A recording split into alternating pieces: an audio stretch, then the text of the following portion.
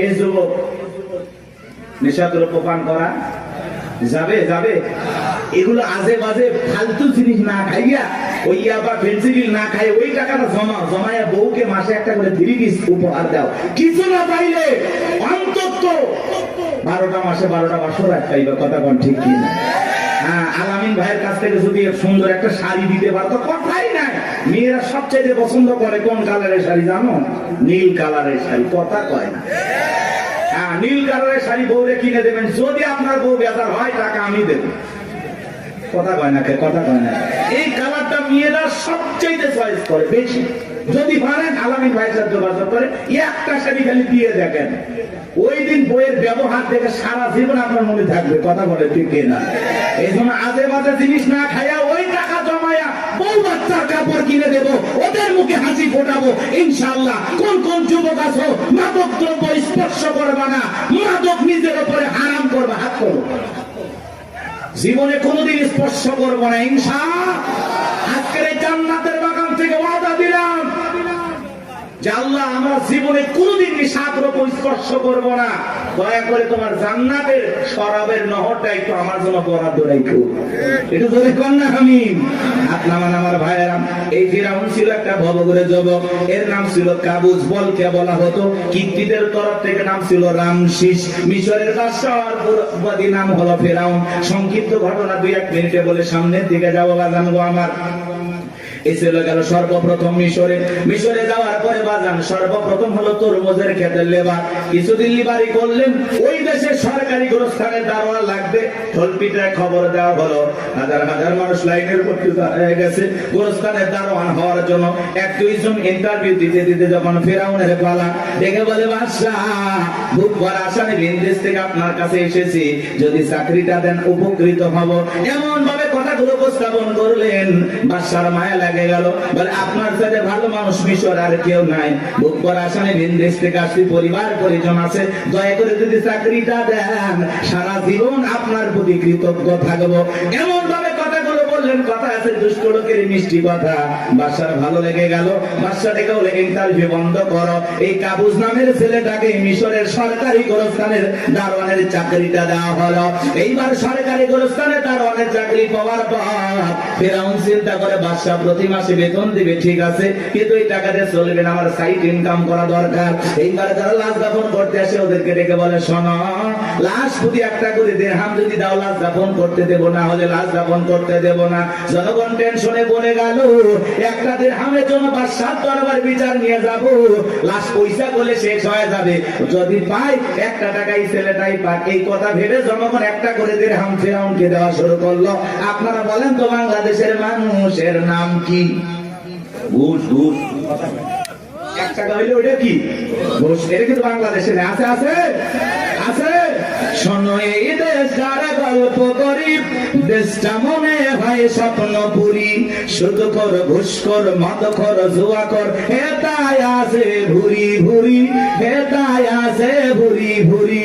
এ দেশে অসৎ কামাই কেউ করে না, তবে ঘুষের টাকা পেলে কেউ তো ছাড়ে না। টেবিলের নিচ দিয়ে হাত বাড়িয়ে কালো টাকাটা নেই সারিয়ে, টেবিলের নিচ দিয়ে হাত বাড়িয়ে কালো টাকাটা নেই সারিয়ে। করছে ওরা বড় দেশের চুরি, করছে ওরা বড় দেশের চুরি। শোনো এ দেশটার গল্প করি, আছে না নাই? আমার ভাইয়েরা 1টা করে দিরহাম জনগণ দেওয়া শুরু করলো। আল্লাহ রাব্বুল আলামিন ওই সময় একটা মহামারী দিল। 2020 সালে আল্লাহ তাআলা আমাদেরকে একটা মহামারী দিয়েছিলেন, ধরো না ছুঁয়ো না, নাম হলো করোনা। করোনা রোগে আক্রান্ত হয়ে বাবা মারা গেছে। ছেলে বাবার লাশটাও দেখতে যায় নাই, বাবার কবরে মাটিও দেয় নাই।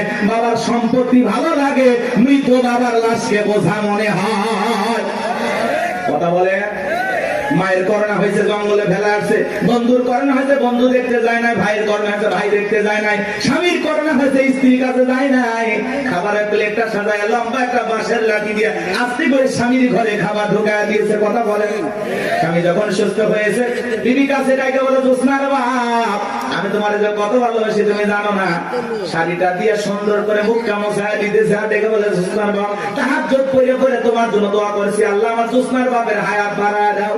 স্বামী মনে মনে হাসে আর বলে, বিবি রে তুই যে আমার কত ভালোবাসিস, আমার বোঝা হয়ে গেছে। আমি যখন অসুস্থ ছিলাম জানালা দরজার দিকে তাকায় একটা এই বুঝি দরজা জানালা করে গল্প করবি, দুইটা কথা বলবি, একবারও দেখা করলি না। মোবাইলে তোর ছবি দেখে দেখে মনের দুঃখের কথা ভুলে যাইতাম। তুই যে আমার কত ভালোবাসিস প্রমাণ আমি পাইছি। আমি যখন অসুস্থ ছিলাম আমারে তুই বাঁশ দিয়া খাওয়াইছিস। কথা বলা এজন্য করোনা মহামারী বুঝে দিয়েছে দুনিয়াতে কেউ কারো আপন না। কথা বলেন সত্য না মিথ্যা? ওই সময় একটা আতঙ্ক ভয়, কেউ কারো কাছে যায় নাই। বাজানো আমার এই দুনিয়াতে একটা করোনা মহামারীতে মানুষ মারা গেল, মানুষ আর একটা মানুষের কাছে গেল না, বাবার কাছে সন্তান গেল না। তাহলে ভেবে দেখেন বাজান, দুনিয়াতে কেউ কারো আপন না, সব মিথ্যা মায়া, মিথ্যা মায়া। কথা বলে না? আপনি কি মনে করেন আপনি মারা গেলে আপনার পরিবারের লোকজন আপনাকে ছাড়া অচল হয়ে যাবে, তারা ভেঙে পড়বে? কিচ্ছু হবে না তাদের। আপনি মরে গেলেও আপন গতিতে আপনার পরিবারের লোকজন তাদের জীবন সাজাবে।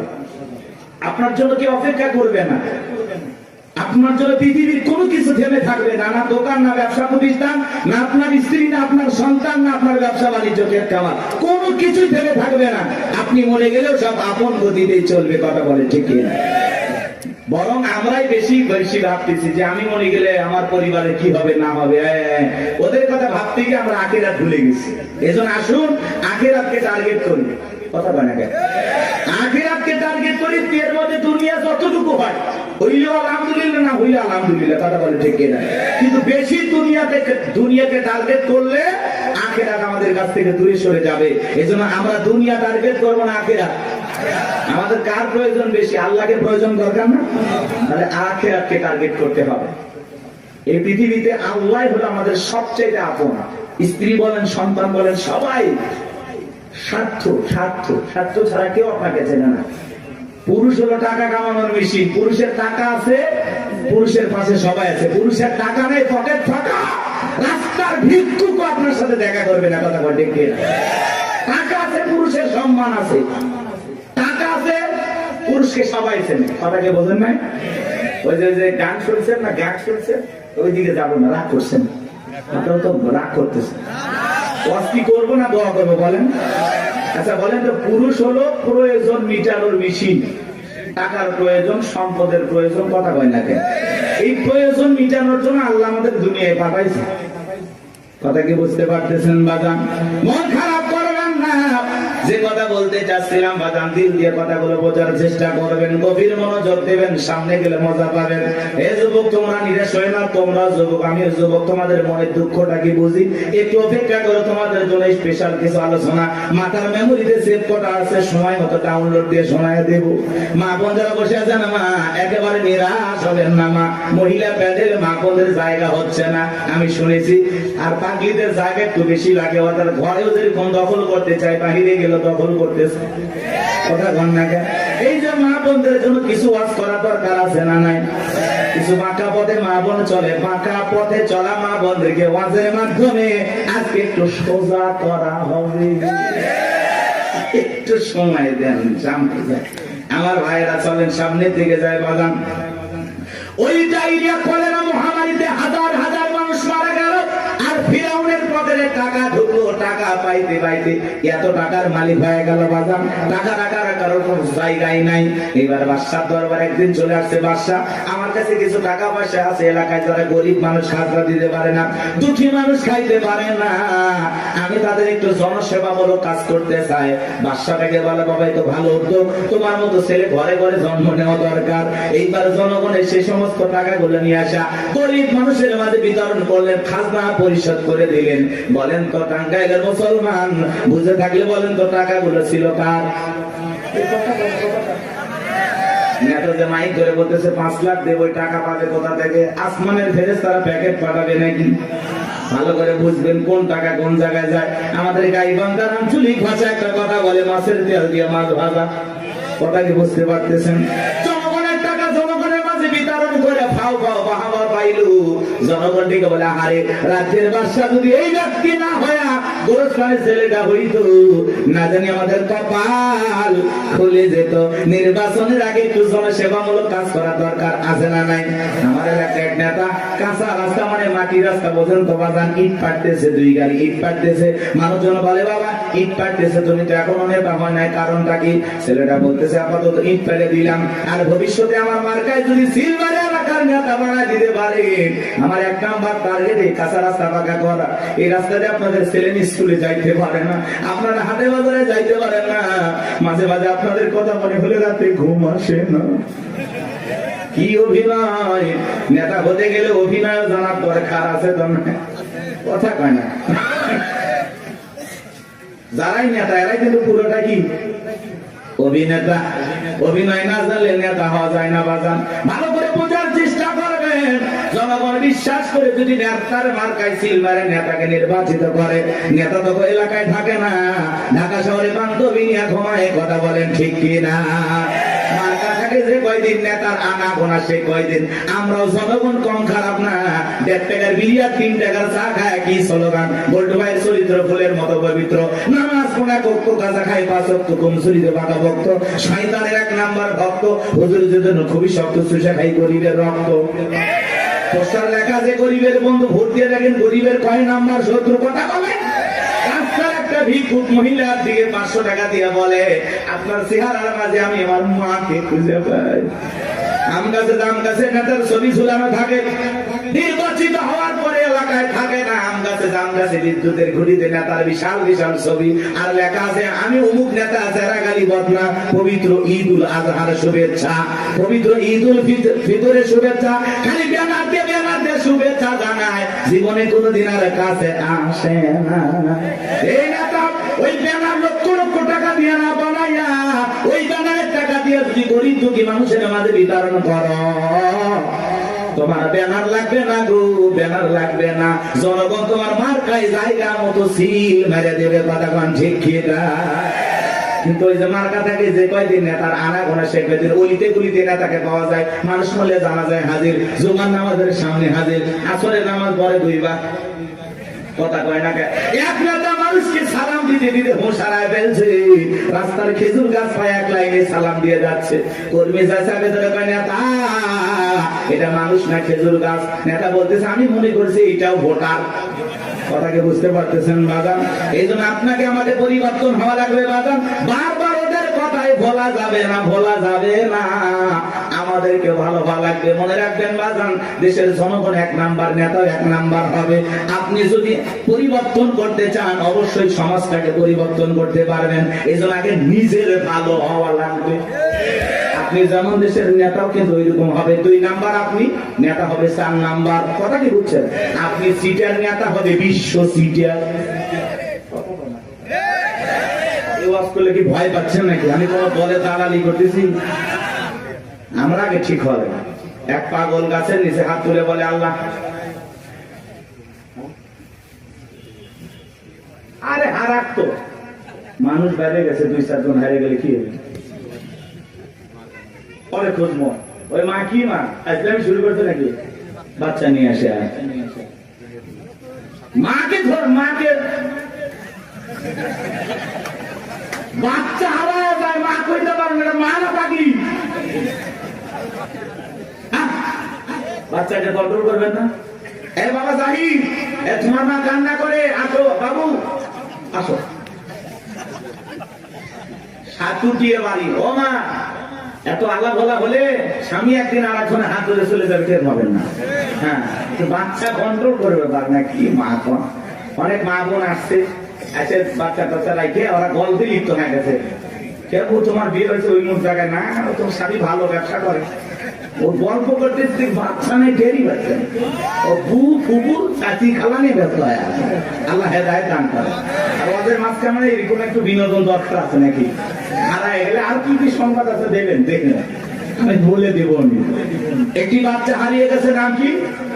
জাহিদুল ইসলাম। বাবা জাহিদুল, তুমি কোথায় তুলতেছো ফুল? তোমার মা কান্নে হয়ে গেছে ব্যাকুল, তাড়াতাড়ি করে আসো। জাহিদুল চলে আসবে, মা কান্দেন না, বসে থাকেন। বাচ্চা হারাই নাকি এখনকার বলা পান করতেছেন নাকি আপনার? তাকবীর দেন, লিল্লাহি তাকবীর। একটা কোন গাছ কোন গাছ? তেঁতুল গাছের নিচে হাত তুলে বলে আল্লাহ তেঁতুল গাছে রাজশাহীর ফজলিয়ামদের রংপুরের হাড়িভাঙ্গাতে সাফাই নবাবগঞ্জের কাঠিমন্দে নওগাঁসা পাহাড়ের আমরুপালিতে আল্লাহ বলে পাগলের চোখটা খুলে দেখ কোন গাছের নিচে দোয়া ধরেছিস। তেঁতুল গাছের নিচে দাঁড়াইয়া কিয়ামত পর্যন্ত আমসালে জামাত পাওয়া যাবে না। নির্বাচনের আগে 500 টাকা 1000 টাকার বিনিময়ে 200 টাকার বিনিময়ে নিজের পবিত্র আমানত ভোট বিক্রি করে দেশে উমরের মতো নেতা চাইলে পাওয়া যাবে না। এজন্য আগে আপনাকে ঠিক হওয়া লাগবে। আপনি যখন বলেন আল্লাহ আমার নেতাদেরকে উমরের মতো আদর্শবান নেতা বানাও, আল্লাহ তখন হাসে আর বলে উমরের দেশে থাকার মতো জনগণ কি হতে পেরেছিস? আগে নিজে ঠিক হ। আমার সাকাওয়াত ভাই আজ করলো নামাজও পড়ে সুদ খায়। আপনি যখন সুদ খায় মুনাজাত করেন রব্বানা আতিনা ফিদ দুনিয়া, আল্লাহ বলে তোর মতো সুদখোর হারাম করে দোয়া কবুল হবে না। সুদ খায় ঘুষ খায় হাত তুলে দেওয়া আল্লাহ মাফ করে দিন। ভালো ভাই আপনি জানেন না সুদ খাওয়া হারাম, ঘুষ খাওয়া হারাম, খাইতেছেন মজা লাগে, টাকায় টাকা বাড়ে, কারেন্ট সুদ, ওরে বদমাইশ। আল্লাহ হেদায়েত দান করেন। জোরে বলেন আমিন। কষ্ট হচ্ছে নাকি আপনাদের? আমার ভাইরা ভিডিও কথাগুলো বুঝে যান। আমি যে কথা বলতে যাচ্ছিলাম তালুকদার বংশের মতো যদি কলিজাটা বড় হয়, বাপের বেটা যদি হয়ে থাকেন, ডান হাতটা তুলে বলেন হুজুর যতদিন বেঁচে থাকবো নির্বাচনকে কেন্দ্র করে চা বিড়ি পান সিগারেট খাবো না, একটা টাকাও কোন নেতার কাছ থেকে নেব না। সৎযোগ্য নির্ভীক আল্লাহওয়ালা সমাজের নেতৃত্ব দেওয়ার মতো উপযুক্ত নেতাকে আগামীতে ভোট দিয়ে নির্বাচিত করব। হাত তুলে ওয়াদা দেন, পারবেন তো ইনশাআল্লাহ?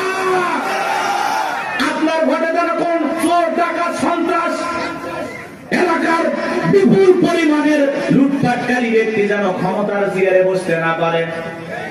আঙ্গুলের সাপটা দেওয়ার আগে চিন্তা করা লাগবে আমার ভোটে কোনো মোসারু গাজারু মাদারু সুদারু আপনার ভোটে নির্বাচিত হয়ে যেন ধর্ষণ না করতে পারে, দেশের টাকা বিদেশে পাচার না করতে পারে। এমন নেতাদেরকে 54 বছরে দেখেছেন, আগামীতে যা করবেন বুঝে শুনে করা লাগবে। ভাবিয়া করিও কাজ, করিয়া ভাবিও না, পাথর দিয়ে মানুষকে করবে খুন, এমন নেতা সমাজে প্রয়োজন নাই। কথা বলেন ঠিক কিনা? চলে না বাজার সামনের দিকে যায়, কথা মানে একটু বেশি হয়ে গেল, মন খারাপ করছেন। কথা বলা লাগলো, অবস্থা যেমনই হোক বাজান দিল্লিয়া কথাগুলো শুনে যান। নির্বাচনের আগে একটু জনসেবামূলক কাজ সবাই করে, আর নির্বাচনের পাতিলে যে চা রান্না হয়, বৃষ্টি হওয়ার পরে খেলে পালা নিচে যে পানি যায়, ওইটার রং আর ওই পাতিলের চায়ের রং সমান। কথা কন ঠিক কিনা? এখন একটা চা খায়, বিড়ি খায়, সিগারেট খায়, নিজের পবিত্র আমানতটা বিক্রি করবেন না। মাথায় থাকবে। আল্লাহ হেদায়েত দান করেন। চলেন সামনের দিকে যাই বাজান। এইবার মিশরের মন্ত্রী মারা গেল, নির্বাচন শুরু হয়ে গেল। আগে তো জনগণের মন কায়রে নিছে, সবাই বলে ভোট দিবা কোনখানে? কয় ফেরাউন যে মার্কাদার আছে তার মাঝখানে। এক চান্সে সবাই মিলে ফেরাউনকে ভোট দিয়া মিশরের মন্ত্রী বানায় দিল। কিছুদিন পরে আল্লাহর খেলা বোঝা বড় ভাই, বার্ধক্যজনিত কারণে মিশরের বাদশা মারা গেল, সিংহাসন ফাঁকা হয়ে গেল। ফেরাউন সমস্ত জনগণ আর নেতাদেরকে ডেকে বলে, দেশের জনগণ শোনো দিয়া মন, দেশের বাদশা মারা গেছে, বাদশা ছাড়া একটা দেশ চলতে পারে না, তোমরাই বলো মিশরের বাদশা হবে কে? সমস্ত জনগণ ডেকে বলে, অনেক আগে আপনাকে চেনা জানা হয়ে গেছে, আপনি মিশরের বাদশা হয়ে যান, আমাদের কার কোনো আপত্তি নাই। জনগণ যখন সমর্থন দিল, ফিরাউন নেতাদেরকে ডেকে বলে, তোমরা বলো আপত্তি আছে? নেতারা ডেকে বলে, আমাদের কোনো আপত্তি নাই, জনগণ সমর্থন দিয়েছে, আপনি নেতা, কোনো সমস্যা নাই। এইবার সবার সমর্থন পাইয়া মিশরের বাদশা হয়ে গেল, ক্ষমতার চেয়ারে বসে ঠেসছে কি। রাতের বেলায় ফিরাউন ঘুমাইতে যায়, চোখে আর আরামের ঘুম আসে না, ঘুম থেকে লাফায় লাফায় ওঠে।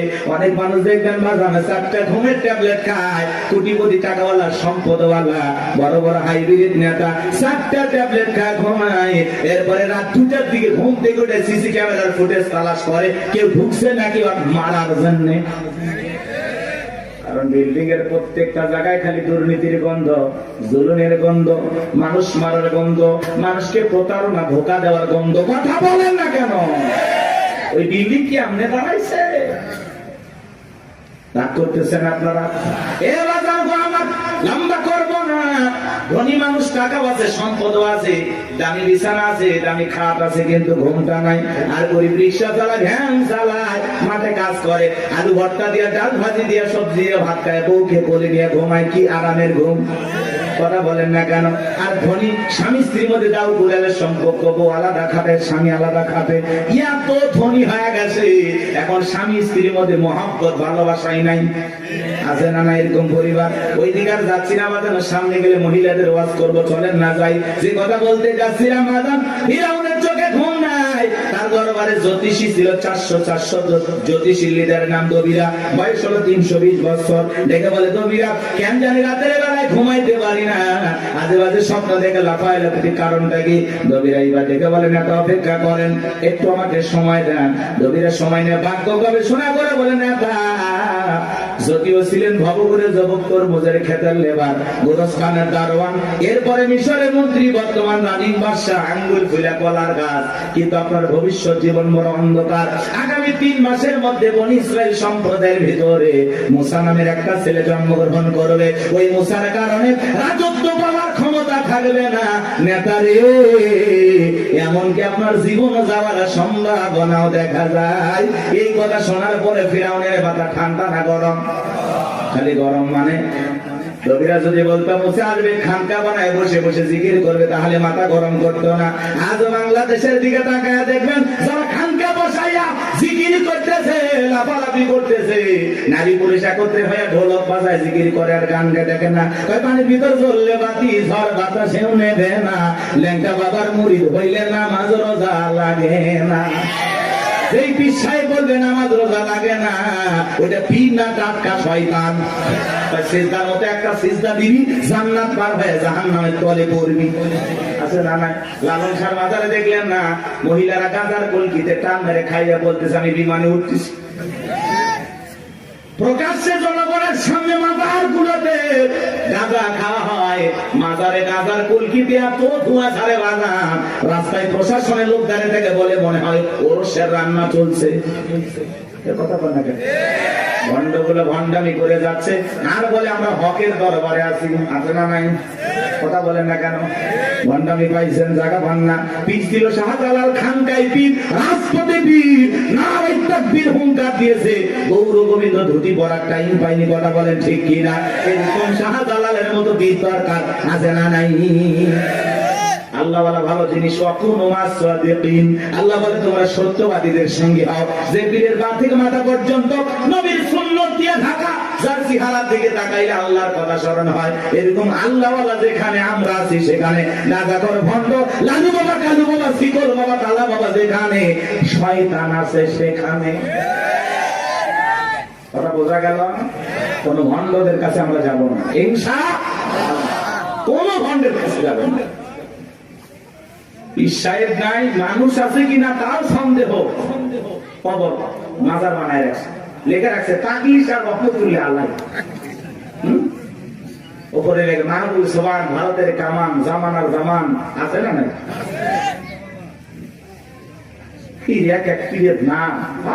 আল্লাহ হেদায়েত দান করেন। ভণ্ড পীরের ওয়াজ বেশি করবো না, কষ্ট হচ্ছে আপনাদের। এই ভণ্ডদের কাছে যাওয়া যাবে? এমনও পীর আছে, মহিলা মুরিদ দেখলে মাথা ঠিক থাকে না, 2 হাত বাড়া বলে, মাই মহিলা চিন্তা করছে, এত বড় আল্লাহ আমাদের ডাকে, যদি বুকে না যায় জানার জায়গা হবে না। পীর সাহেবের বুকের ভিতরে ঢুকে গেছে, আর পীরের বুকের ভিতরে ঢুকে এত শান্তি পাইছে, আনন্দের ঠেলায় গান গায়, বাবা আমি তোমায় ভালোবাসি, তোমার চরণ ছুঁইতে বাবা তোমার কাছে আসি গো বাবা, আমি তোমায় ভালোবাসি। যে নারী স্বামীকে বাদ দিয়ে পীরের ফাটা পায় চুমা খায়, ওই নারীর চরিত্র ঠিক না। শুনে যান, আপনার পীর আপনার স্বামী। কথা বলে, প্রত্যেকটা সন্তানের কাছে তার মা বাবা হলো পৃথিবীর সবচাইতে বড় পীর। কথা বলে, জীবনে কোনোদিন মা বাবাকে ভাত দেয় না, পিতা মাতার জন্য 1 কেজি কমলা বেদনা কেনে না, পীর সাহেবের দরবারে গরু নিয়ে দৌড়ায়। পাগল দেখছেন? মা বাবার খবর নেয় না, পীরের বাবার খবরের অভাব নাই। আল্লাহ হেদায়েত দান করেন। গরু ছাগল নিয়ে কোনো পীরের দরবারে দৌড়াবেন না। আচ্ছা উনি যদি আল্লাহ ওয়ালা হয়, ভালো আছে, তো গরু ছাগল দিয়ে কি করবে? এলাকায় কত গরিব নিয়ে বিয়ে হয় না, দেন না, গরুটা জবাই করে মেহমানদারি করা দেন, আল্লাহ খুশি হবে। এলাকায় মাদ্রাসা আছে, গরিব দুঃখী বাচ্চা পড়াশোনা করে, এতিম বাচ্চারা, একটা ছাগল মাদ্রাসায় দেন, ওরা জবাই করে খেয়ে আল্লাহ কোরআন তেলাওয়াত করবে, আর সে মালিক আল্লাহ খুশি হবে। আপনি মাজারে যায় ছাগল গরু দিয়ে, হ্যাঁ, রাত ভর্তি করে নিয়ে যায়, মাইক বাজারে গান গায়, দেখেননি? যা, কত কথা বলা যাবে না, কষ্ট হচ্ছে আপনাদের। কোন মাজারে টাকা পয়সা দান করবেন না, কথা বলে না। হ্যাঁ, কোন মাজারে যদি মসজিদ থাকে, মাদ্রাসা থাকে, সেই জায়গায় আপনি দান করতে পারেন। শুধু মাজার এমন জায়গায় 1 টাকা দেবেন, কথা বলে। আপনার যা বলতেছি আপনি তাই করবেন। মাজারে কেন টাকা দিচ্ছেন? উনি আল্লাহ আল্লাহ না, ভালো আছে না, টাকা দিয়ে কি করবে? আগে কিনে খাবে। আপনি মাজারে কেন টাকা দিচ্ছেন? এতিম অসহায় প্রতিবন্ধী হাত পাতে 5 টাকা দিতে পারে না, আর মাজারের দান বক্স থেকে 1000 টাকা 500 টাকা কেমনি ঢোকান? টাকা যেটা মানুষের দরকার না মরা মানুষের? যেটা মানুষ কান দিচ্ছে হাত পাতে, আপনি সেখানে দেন না। আর মাজারে পিছাইলে একবারও ডাকলো না, এই মুসলিম টাকা দে, চাইছে, ওই জায়গায় কেন টাকা দিলেন? বলেন কেন দিলেন? কিসের বরকতের আশা? সন্তান হয় না, 56টা দরবারে ছাগল মানত করে, মাজারে ছাগল দিয়ে সন্তান হবে, পাইছেন কোথায়? কথা কয় না। আরে ওয়াশ করলে হবে না, মাঝে মাঝে ওয়াশ করালে। আরে ভাই আমাদেরকে দেন, মাদ্রাসায় দেন, কথা কয় না। দেওয়ার লোক খুঁজে পান না, একটা মানুষ চোখের সামনে কান্দে মরে যাচ্ছে, ওই জায়গা দেয় না, ওই মরা পিসায় বোঝা দিয়ে এসেছে। ওই পীর আছে না, কলার গাছ আছে, আসলে কোন মাজার কিনা আপনি জানেন? অধিকাংশ মাজার মিথ্যে মিথ্যে মাজার বানায় বন্যামি শুরু হয়ে গেছে, কথা দেখে না। আল্লাহ যেন আমাদের হেদায়েত দান করেন, একটু জোরে বলেন আমি। আমার কথায় অনেক মাদার পূজারীরা বিরক্ত হয়েছে, অনেকে ফোন দিয়ে হুমকি দিছে, তোমরা আল্লাহ আল্লাহর বিরুদ্ধে কথা বলো, মরার আগে জবান বন্ধ হয়েছে। চিন্তা করছেন?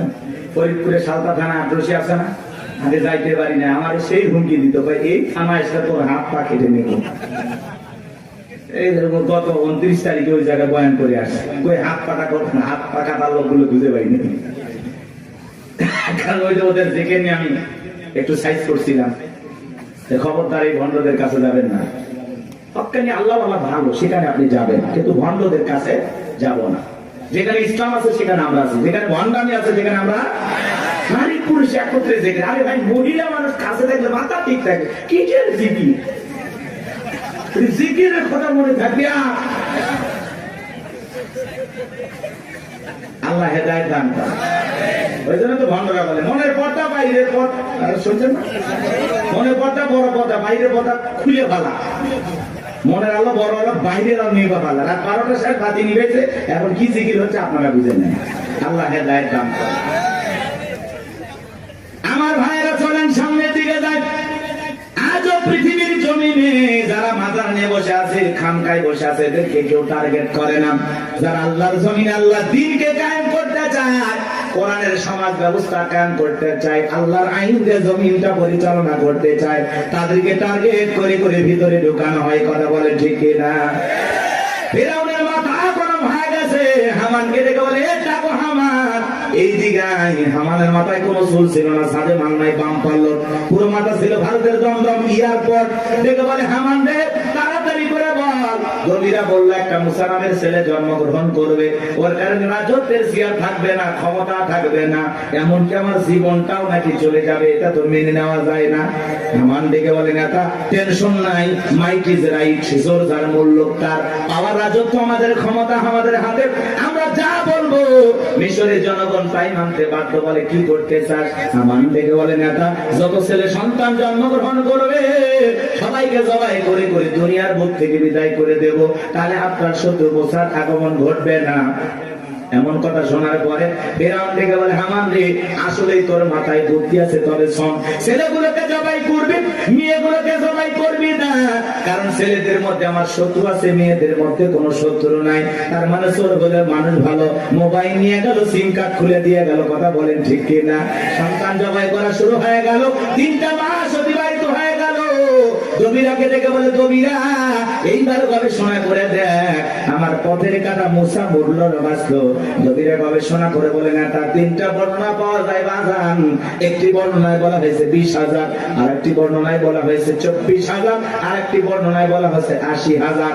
দবিরা দেখে বলে না, তো যদিও হাজার হাজার মায়ের মুখ খালি কইরা সন্তানগুলোকে জবাই করে বিদায় করেছেন, কিন্তু আপনার পথের কাটা মুসা এখনো মরে নাই মায়ের কোলে জীবিত আছে, সুস্থ আছে, কিন্তু কোন বাড়িতে আছে, কোথায় আছে, এইটা বলার ক্ষমতা আমাদের নাই। বলেন আল্লাহু আকবার।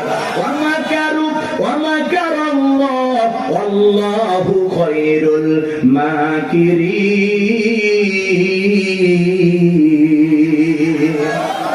এলাকার আল্লাহ চাই মুসারে বাঁচাতে, ফেরাউন চাই মারতে, আর 14 গোষ্ঠী এক জায়গা হয় মুসার একটা পছন্দ জিততে পারবে না। কথা বলেন ঠিক কিনা? ফেরাউন রাগান্বিত হয়, বলে সেনাবাহিনীর দল এতগুলো মারলি, আসলটাই মারতে পারলি না। এলাকায় তল্লাশি চালাও, চিরনবিধান চালাও, ঘরে ঘরে প্রবেশ করো, যেখানে মুসারে পাইবা দরবার জবাই করবা, আমার মাথার টেনশনটা দূর করো। যাও। একদল সেনাবাহিনী মুসা নবীর বাড়ি দিকে রওনা করেছে। মুসা নবীর বড় বোন নাম মারিয়ম দেখে বলে, মা ওই যে ফিরাউনের সেনাবাহিনী দেখা যায় মা, আর বুঝি ভাইকে বাঁচানো গেল না। মুসা নবীর মা সন্তানকে দিক দৌড়ায়, কে যেন ইলহামের মাধ্যমে আওয়াজ দিয়ে বলে, মুসালামা তোমার সন্তানটাকে চুলার ভিতরে ফেলায় দাও, কথা দিলাম গো তোমার সন্তানটাকে আবার তোমার কোলে ফেরায় দেব। বলুন সুবহানাল্লাহ। মুসা নবীর মা তাই করলেন। লম্বা ঘটনা বাজান সংক্ষিপ্ত করে বলে দিয়ে যায়, ফিরাউনের সেনাবাহিনী তল্লাশি চালাইয়া তন্ন তন্ন করে ঘর বাহিরে সব জায়গায় খুঁজে তারা চলে গেল। এইবার মুসা নবীর মা চোখের কোনায় পানি নিয়ে কাঁদেন, আর মনে মনে ভাবেন সন্তান বুঝি আগুনে পড়ে কয়লা হয়ে গেছে। কাছে যায় তাকায় দেখেন, না না, মুসা নবী আগুনে পড়ে নাই, মুসা নবী চুলার ভিতরে পড়ে মুস্কি মুস্কি হাসতেছি।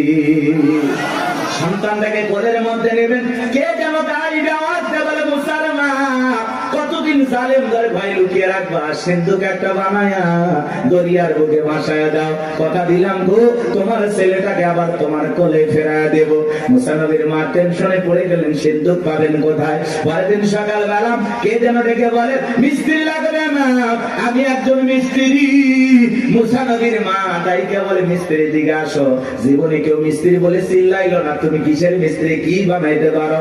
মিস্ত্রি ডেকে বলে, মা আপনি যদি মনে করেন এমন একটা সিন্ধুক আপনার দরকার, যে সিন্ধুকের ভিতরে আপনার সন্তানকে তুলে দরিয়ার বুকে ভাসায় দেবেন, ও মা চাইলে এমন একটা সিন্ধুক আমি বানাই দিতে পারি, তাই নাকি? বলে হ্যাঁ।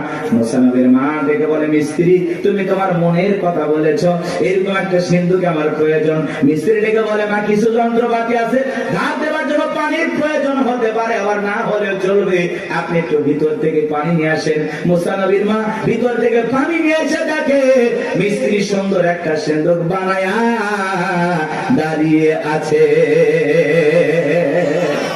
এবার সিন্ধুকটা হাতের মধ্যে দিয়ে মিস্ত্রি দৌড়ায়, পেছন থেকে ডেকে বলে, মিস্ত্রি লোহার পয়সা কিনি বানা, কাঠির পয়সা কিনি বানা, তোমার পারিশ্রমিকের দামটা কিনি বানা। মিস্ত্রি ডেকে বলে, মা যারা বিপদে পড়ে আমি তাদের উপকার করি, বিনিময়ে টাকা পয়সা গ্রহণ করি না। মুসা নবীর মা ডেকে বলে, মিস্ত্রি এই বিপদের দিনে এত বড় উপকার করলা, লোহার পয়সাও নিবা না, কাঠের পয়সাও নিবা না, তোমার পারিশ্রমিকের দামটাও নিবা না, অন্তত তোমার নামটা বলে দাও, মাঝে মাঝে তোমার কথা মনে হলে আল্লাহর কাছে তোমার জন্য দোয়া করব।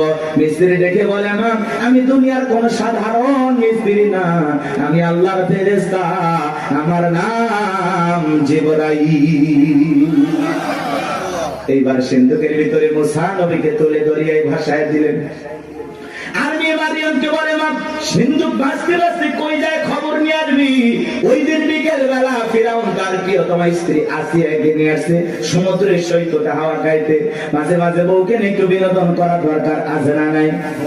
হালাল বিনোদন। মাঝে মাঝে ভাবি কিনে কক্সবাজার চলে যাবেন যদি সামর্থ্য থাকে, কথা কয় না? বউকে পর্দা করাইয়া নিয়ে যাবেন। আমি কি বলছি, কক্সবাজারে যে হাফ প্যান্ট পরে গোসল করবেন, তাহলে গুনাহ হবে, কথা কয় না কেন? কিছু পোলাপান আছে বউ সুন্দরী, মাথা কাজ করে না, কক্সবাজার নিয়ে যায় ঘোড়া পাহাড় করে তুলে সেলফি তোলে, সুন্দর করে সমুদ্রের পানিতে গোসল করতে সেলফি তোলে, বিকেল বেলা আইডিতে পোস্ট করে বলে প্রিয় তোমার সাথে কক্সবাজারের প্রথম দিন কিছু ছবি তুলেছি দোস্ত তোমাদের দেখার জন্য, ভাবিকে বৃষ্টি ভিজা শরীরে কেমন লাগতেছে একটু লাইক কমেন্টসে জানাও। এর চাইতে মূর্খ বেয়াদব সমাজ আর কেউ আছে নাকি? যে নিজের বইয়ের ছবি ফেসবুক আইডিতে ছাড়ে, এর রুচিতে সমস্যা। কথা বলে এই বউ হলো পার্সোনাল জিনিস, একান্তই আমার, এটা পাবলিসিটি করার জিনিস না। কথা বলে না, এমনিতে নিয়ে মানুষকে জ্বালায় আছি আমরা। তার উপর আবার বইয়ের ছবি ফেসবুকে ছাড়ে, কত পাগল আছে না? না হুজুর এখন একটা গান বানাচ্ছে, শোনি কথা কয় নাকি? শুনছেন? কোন গ্রামে বাড়ি তোমার, কেমন তোমার বাপ, ফেসবুকে ছবি সাইডে করছো কেন বাপ? শুনছেন না? দেখ সময় নাই, অনেক লম্বা হবে, কষ্ট হচ্ছে আপনাদের, বিরক্ত হয়েছেন আমার কথা? মহিলা দল আজ একটু পরে হবে, আপনার আগে ঠিক হন। কি বউকে মাঝে মাঝে বিনোদন করবেন?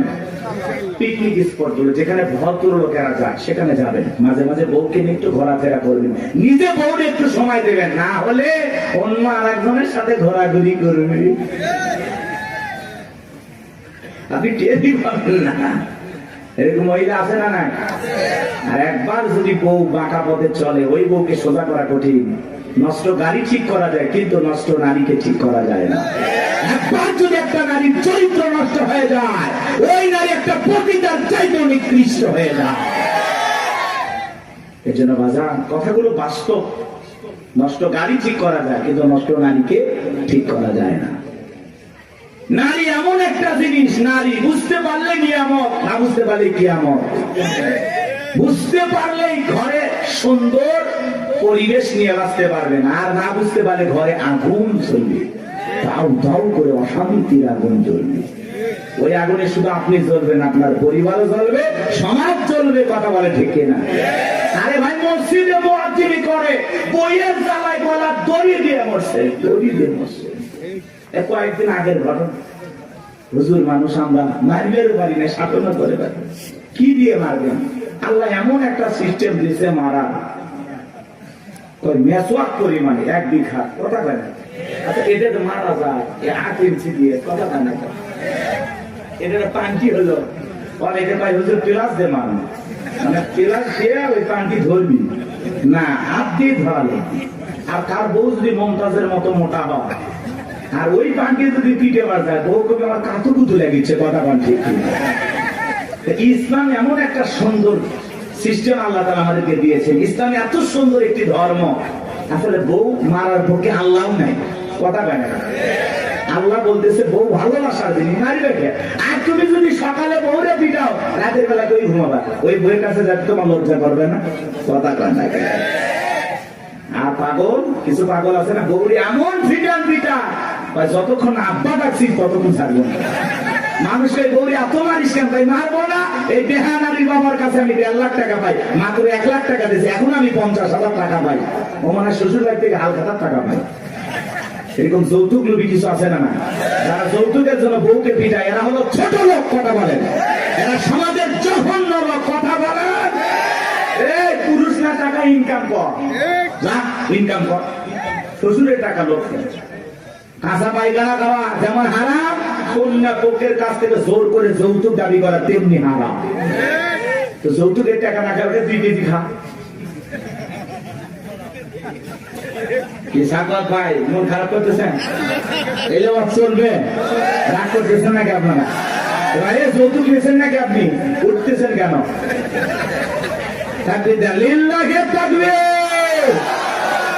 আমার ভাইরা গভীর মনোযোগ দিয়ে শুনবেন বাজান। সামনের দিকে গেলে একটু কষ্ট হবে আপনাদের, কষ্ট হচ্ছে? চলেন, সামনে গেলে মজা পাবেন বাজান। এইবার ফিরাউনের ঘাটে সিন্ধুক চলে আসলো, সেনাবাহিনী সিন্ধুকটা ধরে নেতার কাছে নিয়ে গেছে। ফিরাউন ডেকে বলে, সিন্ধুকটা খোলো তো দেখি।